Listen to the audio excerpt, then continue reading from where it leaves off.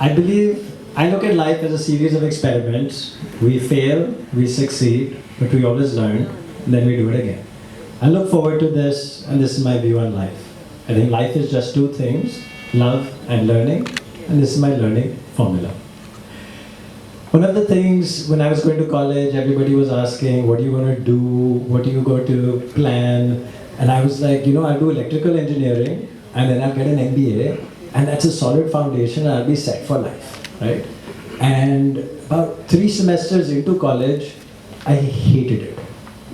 And I didn't know what to do. But this was a good time for me to sort of reflect and learn about life, that I had gotten into peer pressure. I felt I needed to please people around me, tell them what they wanted to hear, and live that life instead of reflecting and being true to myself. This was one of my first learnings early in my life. Then, as a middle-class Punjabi boy, I aspired to money. I joined the highest paying job out of college. I worked a lot. I made a lot of money. I learned a lot. But I still felt empty. And this was one of my next learnings, where I pursued money, but maybe I should be pursuing something else. And today, this is a very big part of my life. I do things I love, where I feel happy, where I feel joy, where it feels like I made a difference. So I like to be inspired. That's where I spend my time. I don't spend my time wherever somebody pays me the most money. Failing.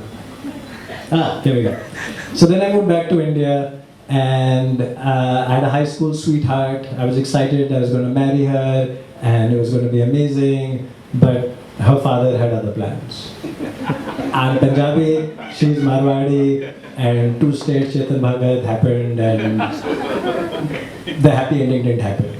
So, learned a lot, especially learned that after all the crying, I can't figure everything out.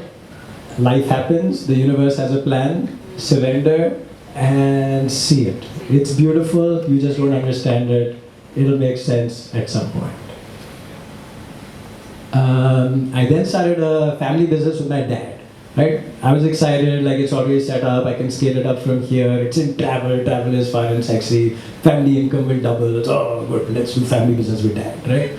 But this is also the guy that's seen me in my diapers and sort of like slapped me around and all of that. So what happened? Anybody who's been in therapy, you know this happened. We were not a great combination. He would always sort of tell me what to do, and I'm a rebellious, independent type, and didn't work. Fail. Family business out. So no more family business, no more solo entrepreneur. Let me try doing professional business, right? So I joined hands with CTO of NDTV, with the audio equipment CEO, and we do business together, right? And I decided to do business together with him, and that didn't go so well either. We ended up going to this amazing conference in Amsterdam, and it'll work out. So we went to this amazing conference in Amsterdam, and we're on this high, like everything's going to work out, and it's going to be amazing. And we're on this flight, and these guys, they're going like crazy, like they're going nuts. And the next thing you know, the air hostess is coming to us and saying, you know what, if you keep doing this, we're going to have to turn the flight around and take it back. This was learning like, guys, who have I chosen as my co-founders? This makes no sense. What am I doing? This is madness. Co-founders are people you're going to live the next 10 years with. You got to do this right. So then I tried again. I did a trading business with people who I knew.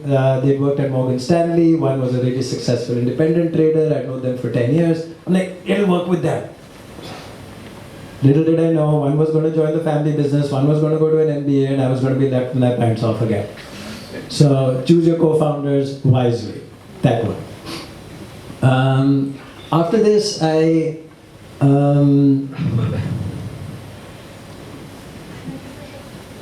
come. Yeah. Aha! Then I started a travel technology business.